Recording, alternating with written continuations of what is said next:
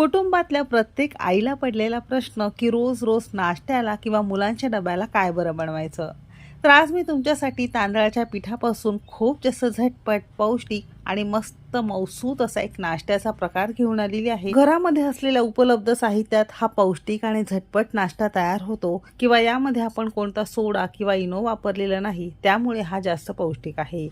Recipe नेहमीप्रमाणे भरपूर टिप्ससह तुमच्यासोबत मी शेअर केलेली आहे, म्हणून ती अगदी शेवटपर्यंत नक्की पहा.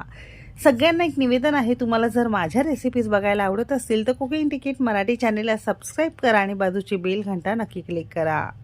चला तर मग वेळ न घालवता रेसिपीला सुरुवात करूया. सगळ्यात पहिल्यांदा इथे आपण एक मोठं भांडं घेतलेलं आहे. घेतलेली सगळी जिन्नस घरातल्या एखाद्या कपाने किंवा मेजरिंग कपाने वाटीने तुम्हाला मोजून घ्यायचं आहे.